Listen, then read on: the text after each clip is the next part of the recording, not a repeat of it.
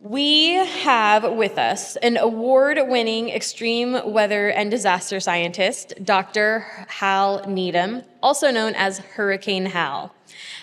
He is the host of the #1 podcast on natural disasters called GeoTrek.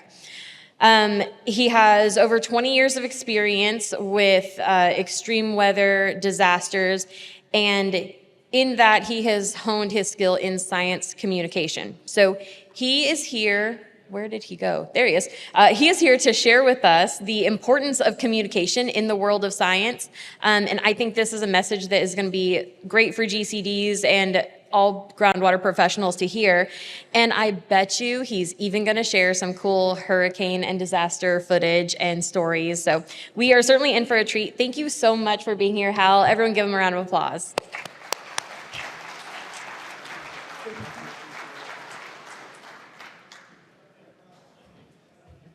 Thank you so much, Julia. So great to be here with everyone. My name is Hurricane Hal Needham.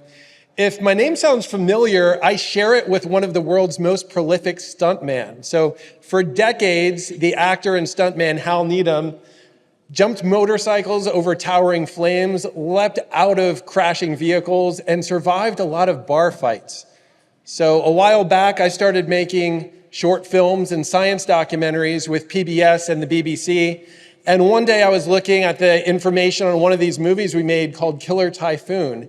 And I linked out to something called the Internet Movie Database, IMDb. And I realized that day something very interesting. Our friends that run IMDb thought this guy and this guy were the same people. So I learned a lot that day. I learned in addition to Killer Typhoon and Rise of the Superstorms, I actually starred in 110 Hollywood blockbusters. I was best friends with Burt Reynolds, and along the way, I won a bunch of Academy Awards and Emmys. So I realized, obviously, this was all a mistake, but I wasn't going to say anything. I was going to have some fun with this. So I was just going to ride this one out. I started hearing from friends I hadn't heard from in 30 years, old high school friends, said, Hal, we came across Killer Typhoon and then started looking into your life. Did you write this book called My Stuntman, My Car-Crashing, Plane-Jumping, Bone-Breaking, Death-Defying Hollywood Life? And did Arnold Schwarzenegger really say all those nice things about you? So again, I was just going to run with this. This was the greatest days of my life. I mean, I was the most popular guy in town. I could get a date every night of the week. Life was good when I was a Hollywood movie star on the internet. But eventually the IMDb people realized, hang on a second, this legitimate Hollywood star and this crazy hurricane chaser from Galveston are different people. And they took away 110 of my Hollywood hits. They stripped me of my Academy Awards and Emmys. And now I'm just Hurricane Hal, the crazy hurricane hunter from Galveston, Texas. So excited to be here with you today at the conference. Just really excited to be here and to talk a lot about really communication as a frontier in science. And what we're learning in hurricanes relates actually very well to groundwater, to droughts, wildfires, blizzards, and all these extremes around the world. We're going to be talking today about communication as a last frontier in science. Communication is really something, and frontiers are something that I think a lot about in my family. My oldest son, Luke, who's 12 now, when he was 5, he just became obsessed with rockets. And so we were always in the backyard blasting off these rockets. And 6 years later, he's still at it. This is him at 11. We're still launching rockets. So Luke is obsessed with rocketry. He loves space. He loves astronomy. And this wasn't just a fad. It's something that stuck with him. And one of his favorite games to play, in fact, we were just playing it this last Saturday, is called Space Flight Simulator. You can get this on a phone, you can get this on a laptop or an iPad, and you can basically custom design these rockets and send them out to distant lands and distant planets and explore these frontiers. And so in our household, we talk a lot about exploration and discovery. And it's really made me reflect on my own life, my own explorations and discoveries, as well as my professional discoveries and frontiers in science. And what I've realized along the way when we think about exploring and discovering and navigating these frontiers, I've been working in extreme weather for 20 years. And for the first 18 years, I would have said the frontier is really data. If we just have enough data to understand how the world works, if we just have enough data to verify our models, we're going to be able to really predict what the environment's going to do. We're going to make people better off. We're going to save a lot of lives along the way. But in the last 2 years, I've pivoted this and I've shifted this quite a bit. And what I now think is the last frontier in science is communication. I'm going to be talking about that today, why I think that, how this applies to us if you're working in groundwater or any other part of environmental sciences. So on this topic, we're basically going to talk about 5 insights related to these frontiers. They're not in any necessary order. You may find insight number 5 is the most interesting, or maybe number 3. Also, a lot of these examples are going to relate to hurricanes and tropical storms, coastal flooding. But what we're seeing, again, in the hurricane field and the flooding field, a lot of these same principles relate to groundwater and relate to wildfire and drought. And so we see really these common themes throughout the disciplines. Insight number 5 that I found with science being, or communication really being the last frontier in science, is that word choice is important. Word choice is important. Several years ago, I went home. My mom's favorite place in the world is a little lake called Twin Lakes on the Pennsylvania-New York border. And her favorite thing in the world to do is go swimming in Twin Lakes in the summertime. So you can imagine my surprise a few years ago. I went home. It was a hot July summer afternoon. It was early afternoon, and my mom wasn't really making any move to go swimming. And I said, Mom, aren't you going to put on your swimsuit? It's a hot summer day. And she said, no, I don't think I'm going to swim today. It's supposed to be cloudy. And so I was confused by that. It was a day that looked like this. I looked outside, I looked at the National Weather Service forecast, and I said, Mom, it's going to be partly cloudy, which according to the National Weather Service is exactly the same as mostly sunny. So it turns out when you have 70% blue and 30% white, according to the description by the National Weather Service, a forecaster can call that mostly sunny, or a forecaster can call that partly cloudy. Same thing, according to the National Weather Service. So once I told that to my mom, she said, oh, well then let's go down to the lake. She threw on her swimsuit, we went down for a swim. Just an innocent exchange with my mom, right? One conversation, one person going swimming. But that communication is not so innocent in a place like Galveston, where I live now, where we have 8 million people, 8 million tourists a year come to Galveston Island. Tourism is the backbone of our economy. And the backbone of tourism is the beach. And what determines if people come to the beach or not is the forecast. They want to come when it's mostly sunny and not when it's cloudy. And so that word choice, although it was an innocent exchange with my mom, you multiply that by 8 million people, and that has a big impact on the economy. Well, several years ago, the city of Galveston, really the Galveston Park Board where I live, they came to me and they said, we're just getting beat up with communication. A lot of poor forecasts and poor communication, and it's affecting us financially. And so I started doing forecasting with the city of Galveston, and what I noticed is on a day like this, where it's 80% blue and 20% cloudy, 100 times out of 100, I'm going to call that mostly sunny. I've told them I'll never change a forecast for you. I'll never alter a forecast with you. If it's going to rain, I'm going to predict rain. But if it's going to be partly cloudy or mostly sunny, 100 times out of 100, I'm going to call that mostly sunny. I'm going to be very intentional. I'm going to be very deliberate, because it's not just about stimulating the economy. I've had a lot of days that look like this, where friends of mine up in Houston said, oh man, we should have come down to the island. We're looking at the webcams, it looks beautiful, but we thought it was going to rain. We thought it was going to be cloudy. Missed opportunities. When we miscommunicate, there are missed opportunities everywhere. So 100 times out of 100, I'll call this mostly sunny. I'll never call it partly cloudy. And in fact, my sky forecast, I use 5 different words. I call it sunny, mostly sunny, a mix of sun and clouds, mostly cloudy, or cloudy. One word you'll never see in my forecast is partly. Partly is really strange. You know, look at the mostly sunny one. If I call that partly cloudy, essentially what I'm saying is most of the sky is not cloudy. It's almost like a double negative. It's confusing. The audience hears cloudy. They don't go to the beach. And then they say, oh man, we should have gone to the beach today. It's beautiful. What I find really fascinating about all this is that we spend billions of dollars launching satellites, running supercomputers, funding research teams to accurately produce the forecast, to get it out there, and then we miss the audience on a word choice. Think about that. Billions of dollars on satellites, supercomputers, research teams, accurately forecast the weather, and then you're going to miss the audience just on a choice of words that you say, partly cloudy, mostly sunny, same thing. It doesn't sound the same to a lot of residents that are listening to that. So let's talk how this relates to groundwater in Central Texas. I really think a lot of this wording, this is a different thing out here. You're not in a beach community where mostly sunny, partly cloudy is an issue. I think the issues that a lot of you face may be specific wording related to climate change. Let me tell you something about climate change. Again, I've been in this game for 20 years. I completely avoided the topic for the first 16 years. I said everyone's mind's already made up. They're coming at it through their politics, not through science. There's nothing I'm going to say that's going to change anyone's mind. And so I just wanted to avoid it. It just seemed like a it's a topic of contention. I'm not going to touch base on it. But several years ago, about 4 years ago, people started coming to me, some of my friends, and said, Hal, we actually really want to hear, honestly, what's your perspective on this? We're open. We want to hear what you have to say on it. So I started looking over the climate data. I started looking more into the climate models. And I've done a lot of traveling as well, from the Sahara Desert to the very snowy Sierra Nevada mountains of California, rivers in West Virginia, the coastal areas, working with hurricanes. And what I did was I really developed my own position on the topic of climate change. And here's my position. I think that humans are accelerating a natural process. So part of this is natural. When you look back at Earth's history, you see a long, long history of catastrophic things happening. This is in the geologic history. This is in the human history. You see a lot of floods. You see earthquakes. You see volcanoes. You see droughts. In the older biblical texts, they're often called famines. You see them all throughout the Old Testament.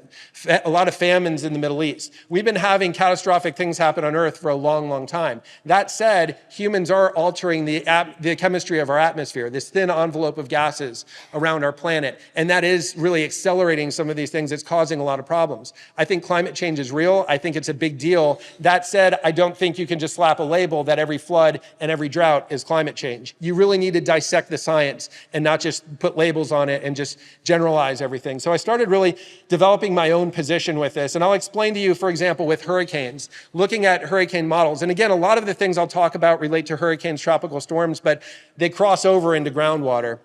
What we see really, the climate observations and models suggest the same number or less hurricanes in the future. A lot of my friends on the left say there's no way. Everything's getting worse. We're seeing more hurricanes, more floods, more droughts, worse winters, worse summers. And I say, you're not really looking at the data. This is an ideology.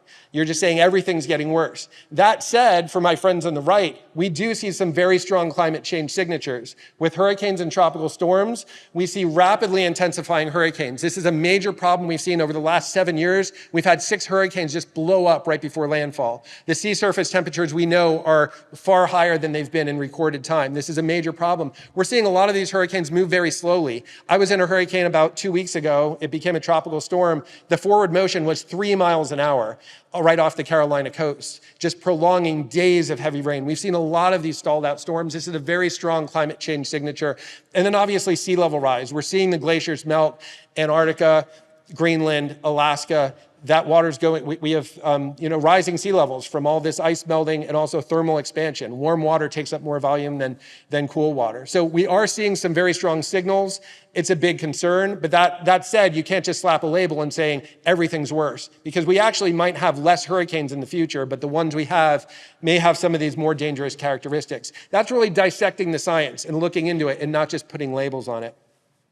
So I use the phrase climate change when it comes to specific projects, grants, opportunities that specifically address climate change. If there's a grant out there for better preparing the coast for extreme weather and it's related to climate change, I'll use that phrase as long as it aligns with the truth. If this grant is about coastal Texas getting more hurricanes, I won't, that's not true. So I'll try to really stand on what's true. But if it's with sea level rise, if it's with rapidly intensifying hurricanes, I'll go for that project. We'll embrace that. We know that the climate is changing in that way.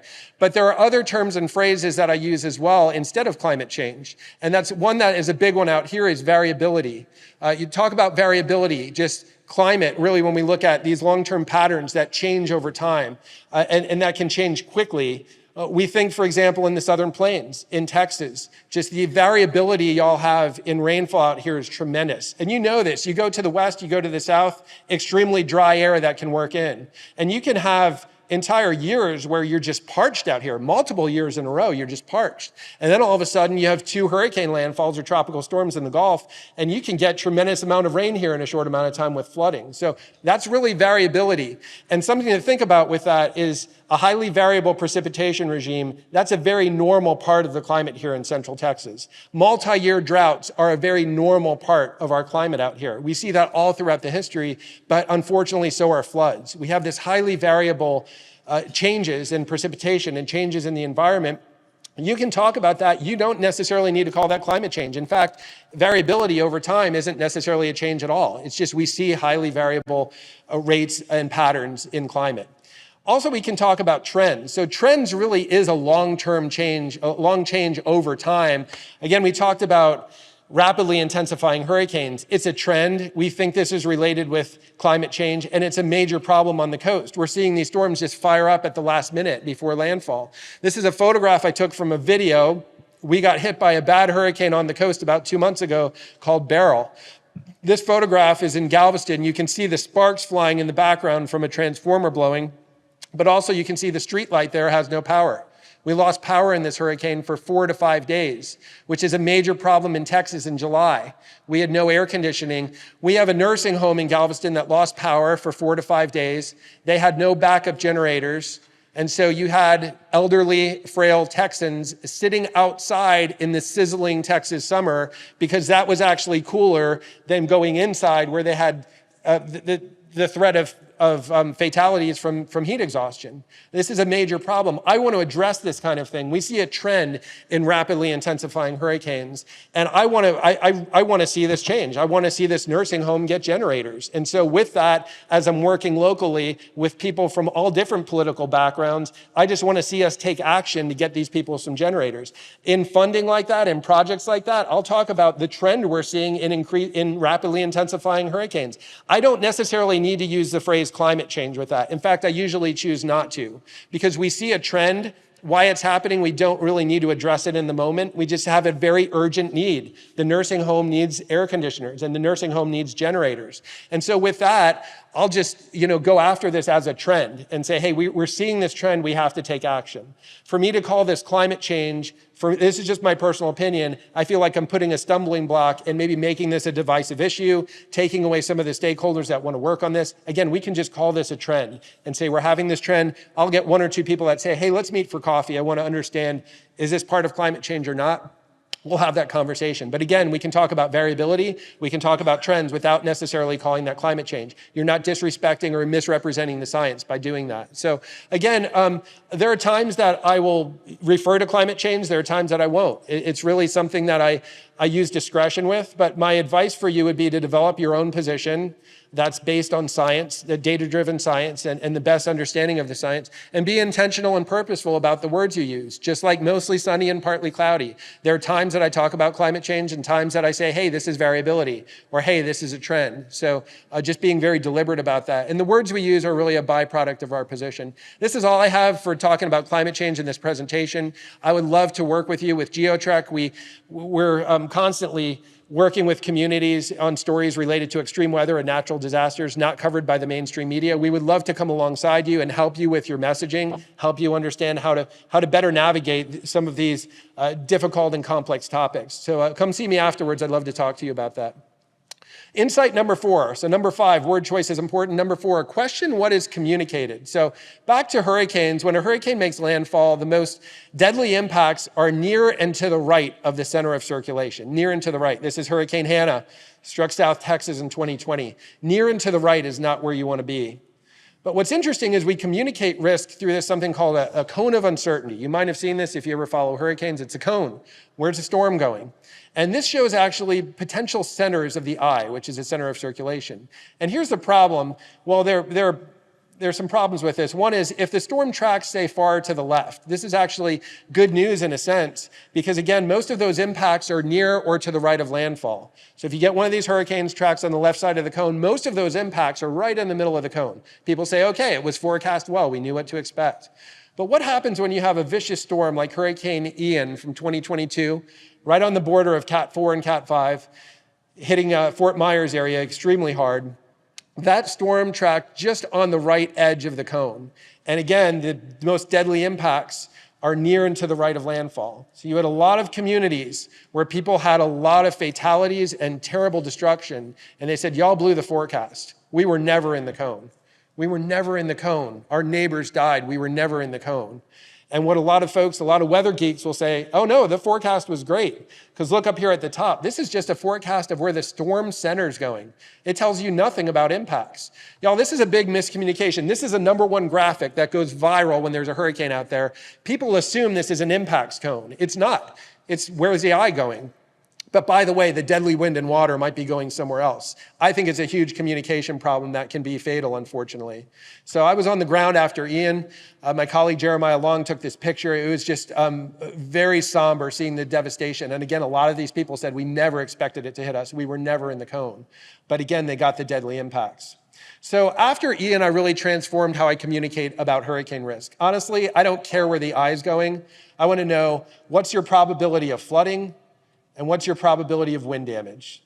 Wind and water kill people. Eye going over your house, it doesn't necessarily matter if you don't have wind and water. And so I got away from the cone and got away from just talking about where the center of circulation is. People just care about, is my house going to flood? Is my house going to have wind damage? If so, when? That's all they care about. And so look at this. A couple months after Ian, another hurricane popped up called Nicole. Now, if you're looking at this goes viral online. Oh no, this is bad news for the Space Coast of Florida, Cocoa Beach, Melbourne, Cape Canaveral. But look at the wind field on this. And if you look closely, the little white dot. So, okay, we have this orange wind field, tropical storm force winds. And the little white dot at the bottom is where the eye is. And essentially what this cone is saying right here is, where is that little white dot going? And honestly, the way I feel about it, I don't care where the little white dot is going. I care where the big wind field is going. And in this case, you have a big wind field pushing a lot of salt water called a storm surge into a concave area of the coast, especially around Georgia. So I pulled the flood probability for the coast, and yellow is worse than green. The worst coastal flooding you're going to find in this storm is actually coastal Georgia. But this is what the cone says, focusing people on central Florida. These are actually the same storm. People would look at these maps and think these must be two different storms. Same storm. This is the track of where the eye's going. Again, the wind field is this place to the north. This is where the coastal flooding's going. I have some friends that live in coastal Georgia and work in emergency management. And I sent them some messages and said, I'm really concerned about this. In fact, this is what I put out on social media. Nicole has a large wind field, so the impacts will be geographically extensive. Coastal residents should not focus on the forecast maps of potential eye locations, the cone, but rather focus on the broad wind field and extensive flood and wind impacts. I hear back from one of my friends who's an emergency management expert in coastal Georgia. This is 42 hours before landfall. And her reply, thanks for sharing. Interesting for a few reasons. Hadn't even heard of this storm. 42 hours out, hadn't heard of it.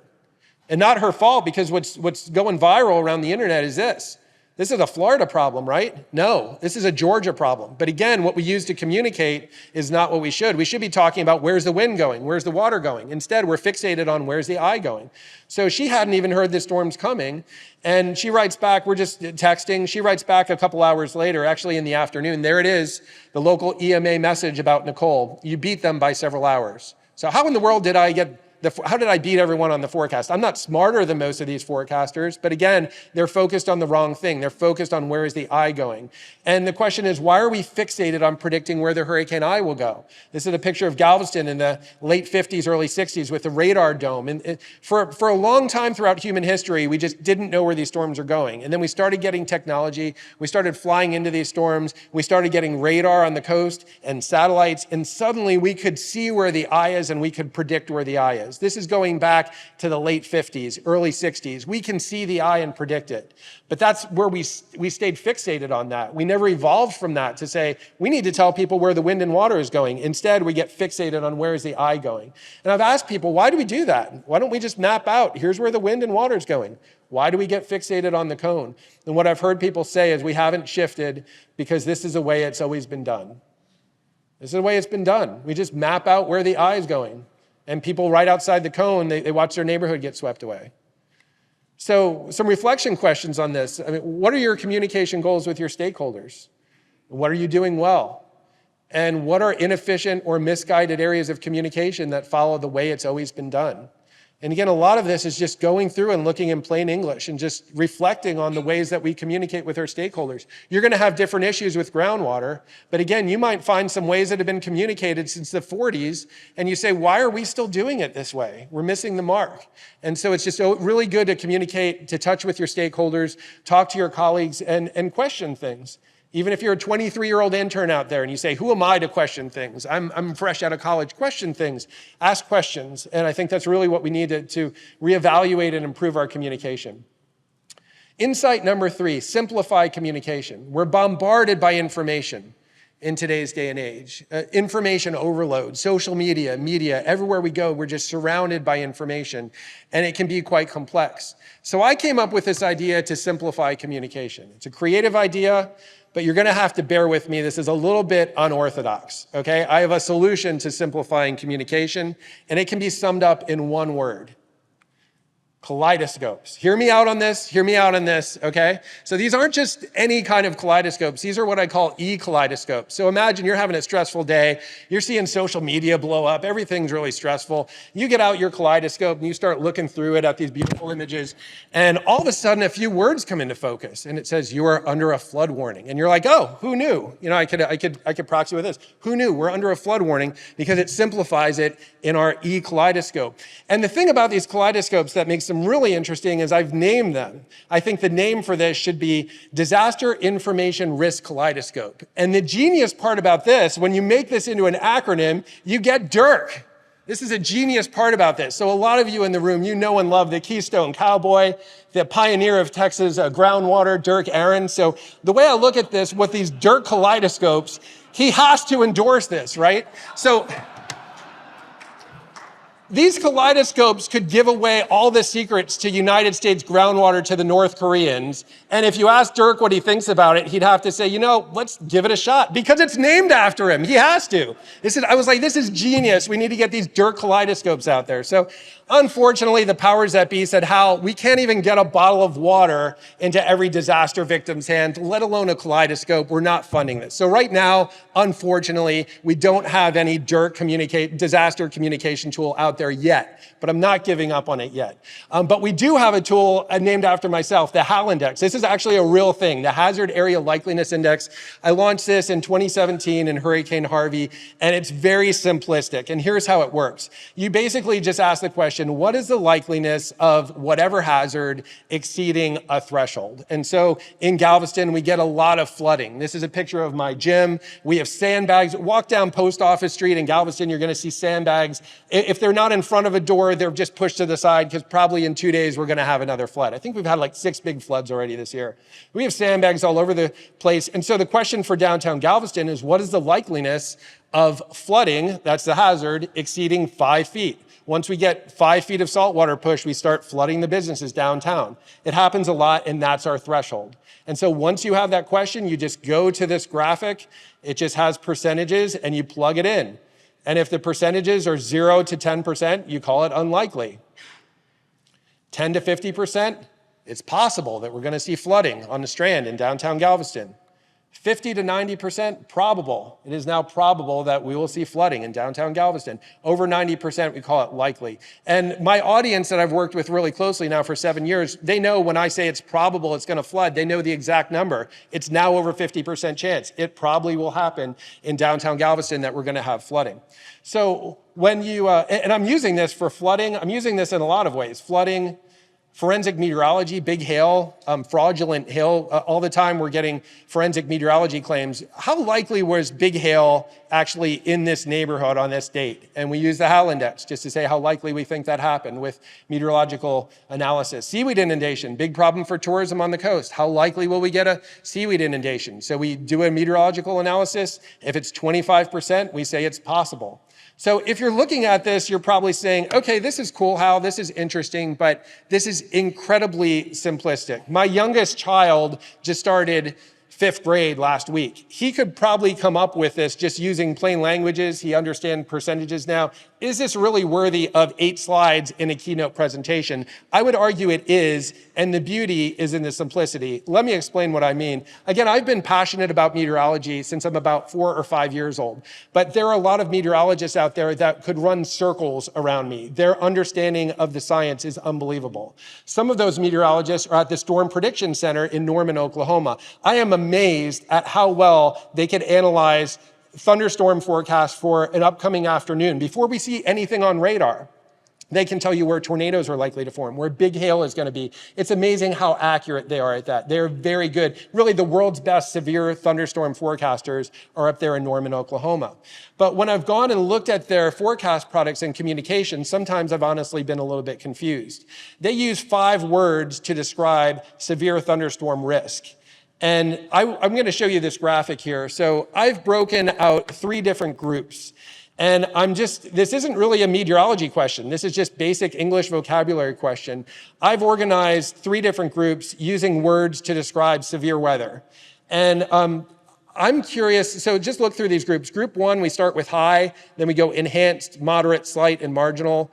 Group 2, we say a high chance of severe thunderstorms. That would be the worst risk. Then enhanced, moderate. I've switched marginal and slight between 1 and 2. And then group 3 is altogether different. We start with high, we go to moderate, enhanced, slight, and marginal. Those 5 words are the 5 words they use in Norman to describe your risk of severe thunderstorms. As you look through these, raise your hand if you think that group 1 is the best, just from your opinion. And this isn't meteorology, this is just word choice. When you look at these sequence of word choices, raise your hand if you think group 1 best explains risk from high to low. If you think group 1 works for you, raise your hand. Okay, this is cool. So maybe 10% or so people think group 1. What about group 2? If group 2 for you best explains the risk from high to low, again, it's not meteorology, it's just English vocabulary.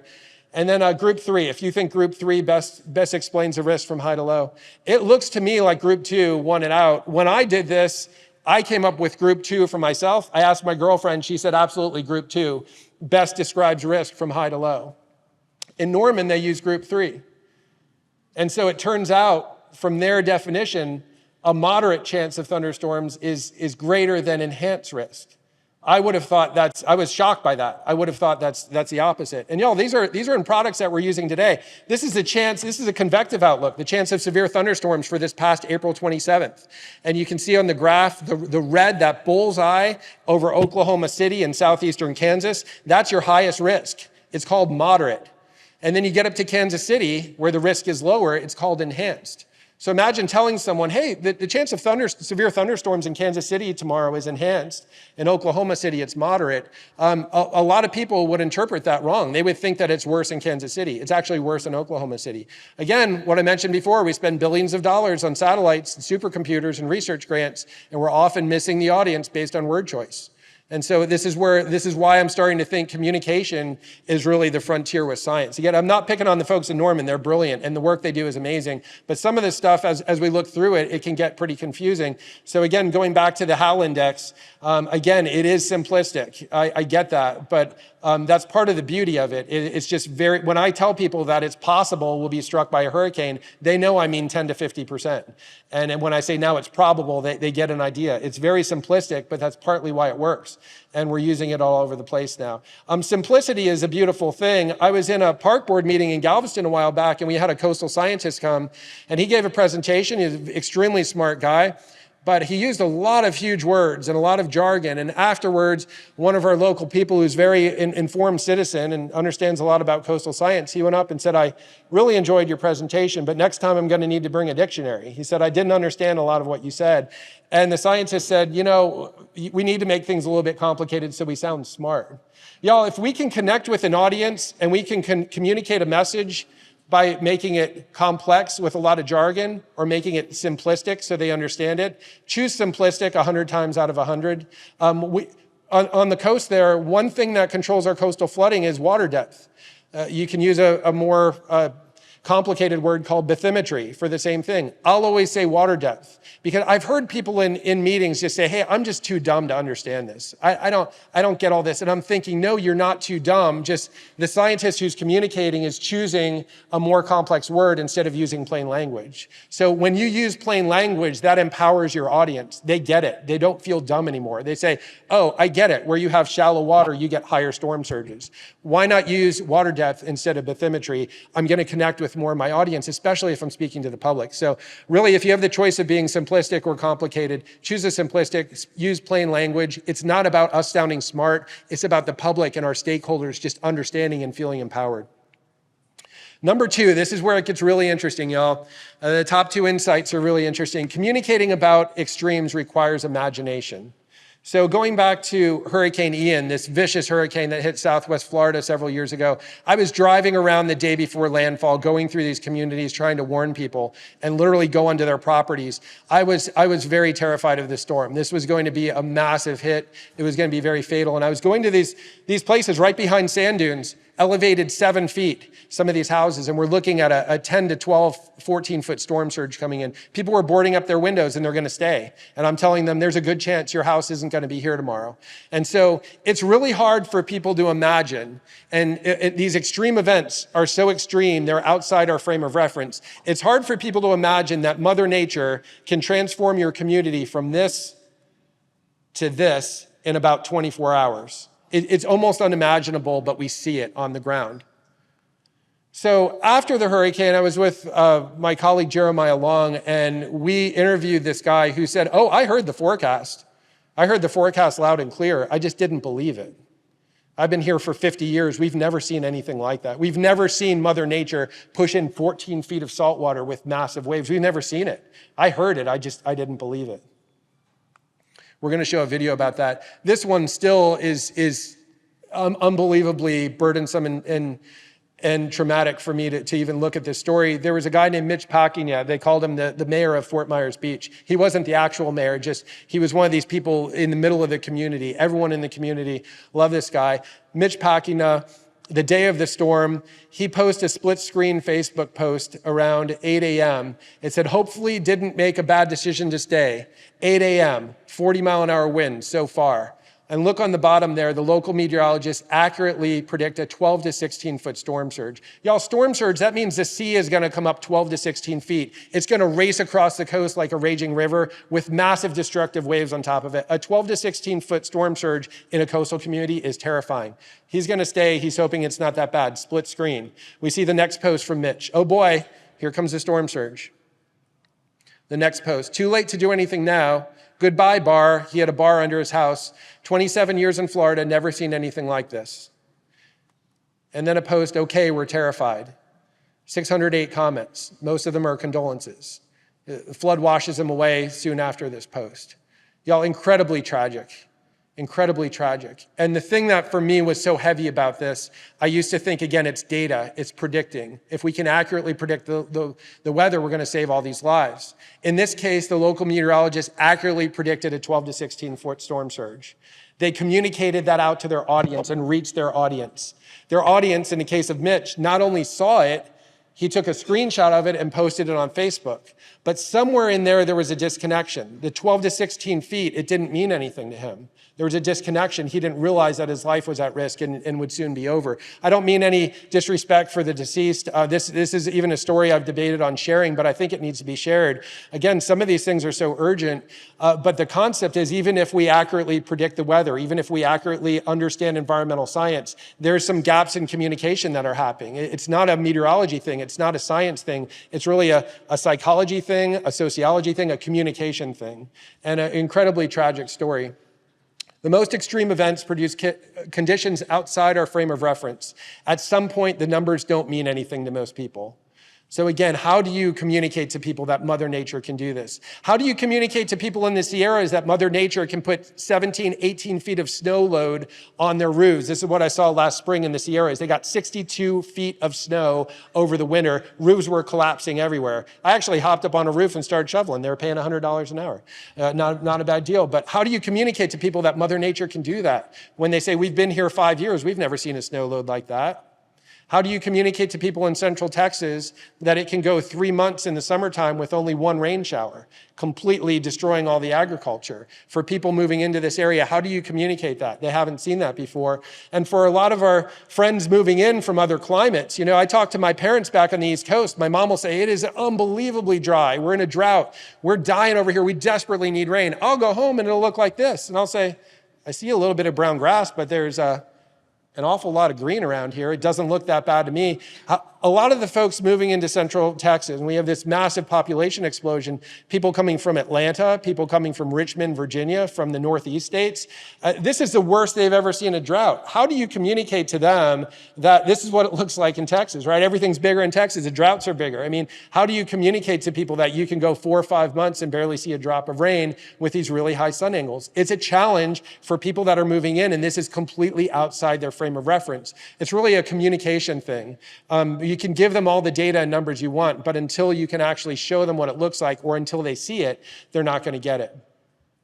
I found that storytelling is a great platform to help people understand these extremes. And so stories really have 3 components to them: the setting, the problem, and the solution. When we think about stories, we might think of our grandpa sitting by the campfire and telling us these hour-long stories. You can tell a story in 3 sentences. Just needs a setting, a problem, and a solution. Setting: Central Texas is a great place to live with a robust economy. Unfortunately, demand for water can exceed capacity in this drought-prone region.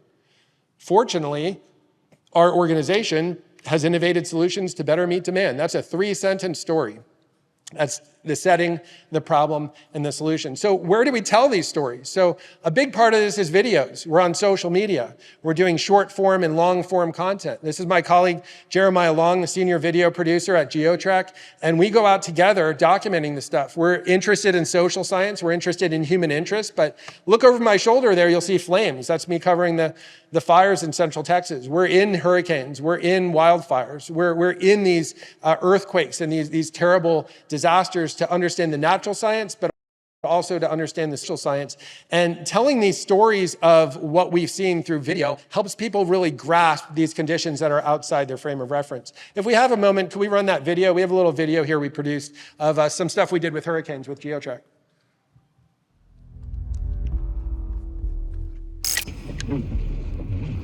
This is starting to surge out in here. I'm on the west end of Mobile Bay.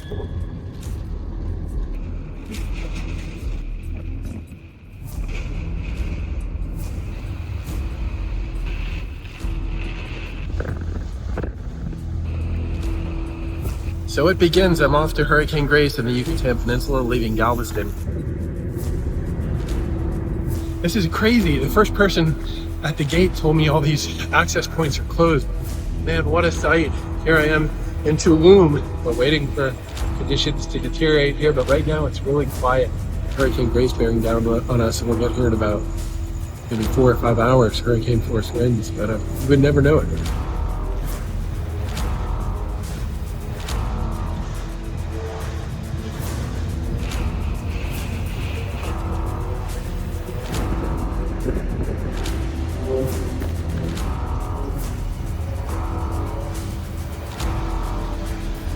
Maximum sustained winds expected to be around 155 miles an hour.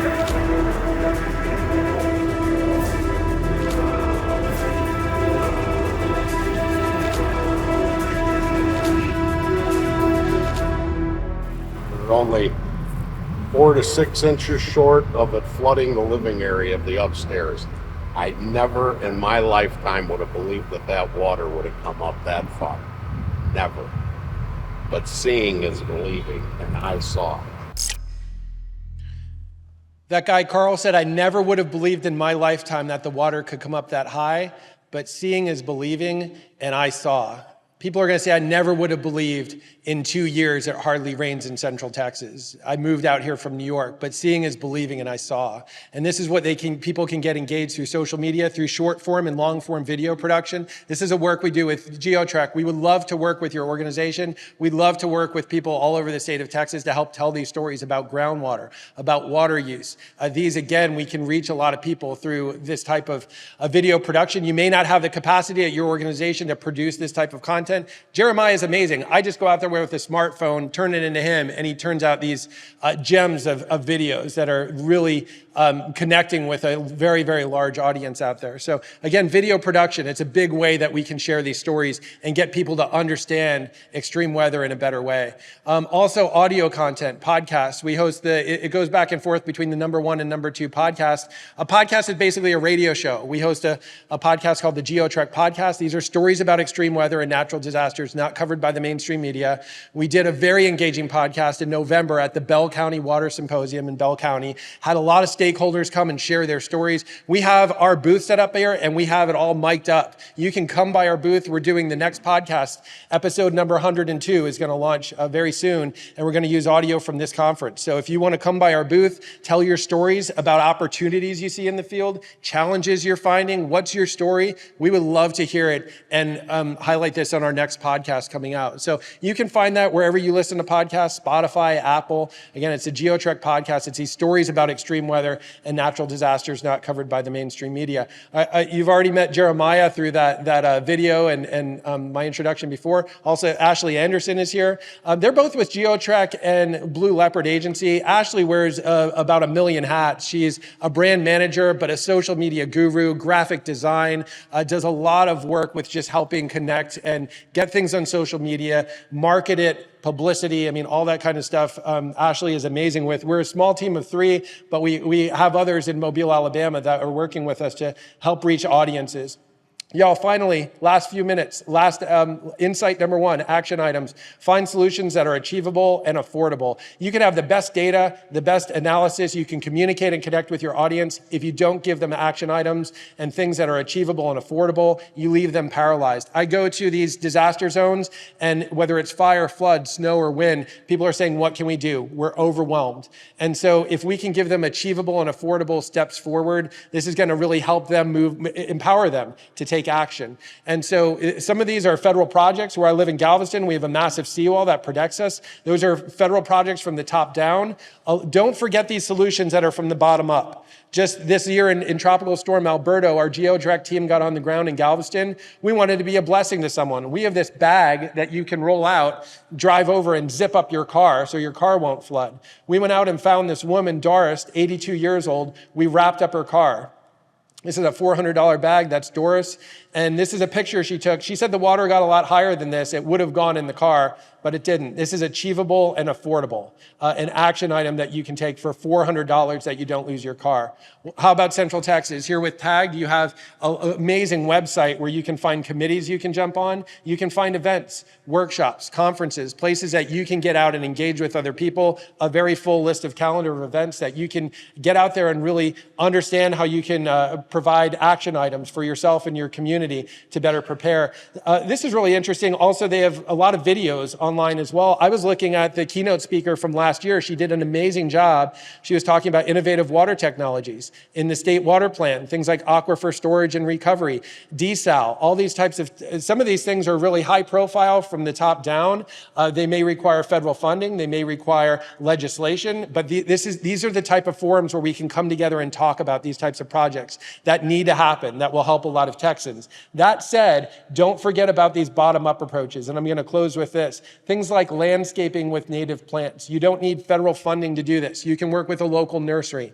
You can work with Home Depot or Lowe's to say, hey, let's get community awareness that we're using native plants. We have a lot of people moving here from the East Coast with these very thirsty lawns and these East Coast mentalities.